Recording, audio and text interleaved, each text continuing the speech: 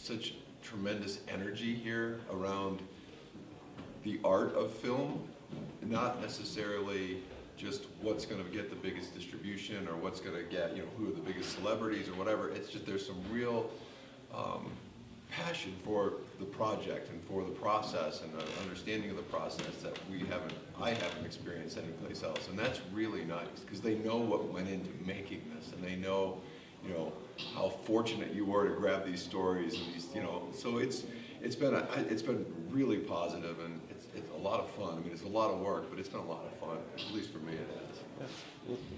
We've had a blast. It's just such a blessing for us to be here with the film, and for so many people to be able to see the message that Pushpa is bringing.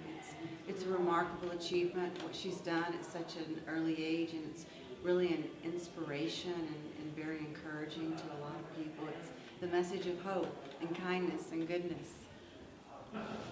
Yeah, and like Thomas said, being here is just awesome because you're surrounded by your peers, fellow filmmakers and people who want to do this for a living. And there's such energy, and everybody speaks the same language. So when they see a film, it's not like, I didn't like your film, I like your film.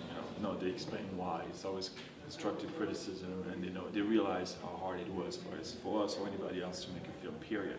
So when the film is good and the subject matter is great, just like what we did, it's even more rewarding to be here and get all the compliments from fellow filmmakers that say, wow, that was awesome.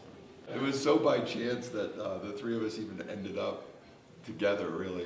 I found this project and this woman and was looking for how do I do this and how do I pull it together, and then a friend of a friend, Francois, calls me and says, hey, I heard you have a project and it sounds amazing, and we sat at a Starbucks and he says, I want to help you. And I said, I don't have any money. Well, that's okay, I want to help you. And so then he goes to Nepal and we go with a crew and we kind of figure all of that out, and we come back and we're struggling to finish and trying to find the money, and lo and behold I meet Angelo, who says, please let me help you, and not only from helping us get the money, but then also having an eye for the story as well, and a different take on the story, really an interesting take, because she wasn't there to be able to look at the footage from a different perspective that really helped develop the story overall. So I mean, it was so by chance that the three of us did work together, but I see more in our future for sure. It's one of those things where you can't really plan it. It just happened that way. Yeah. I don't know why or how, but we can, you met Pushpa, then I met you, then you met Angela, and then Angela through you, and it all worked out. So 2012, we went to Nepal, and I went by myself because there's part of me that almost didn't believe that the story, and I also thought, well, I got to go and see where we can shoot and what we can do, and I had to meet with the guys from the jail at the time. Logistically, it was to make sure that before we could, because we were so little budget, I want to make sure we had to be very precise when we got back. Yeah.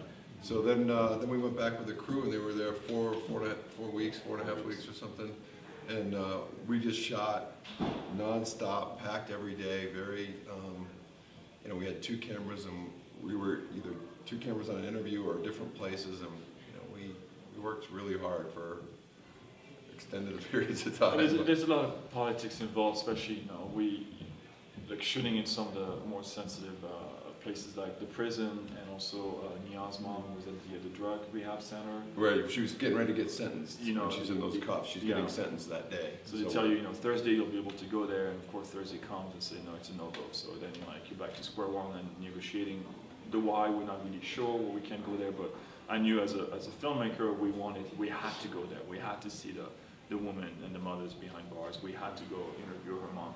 So that was kind of stressful. Yeah. It was stressful because... and another thing I think while we were there is we didn't permit to shoot there, and we're supposed to permit, and the permitting, we're supposed to turn over all of our footage to the government. The government's supposed to go through it, and then they're to decide what we get. And so we didn't permit, so there was always those moments where you're like, I hope no one says anything. We shot all on Canon 5Ds, and the only thing that we thought would give us away is the guy with the boom mic running down the street behind us.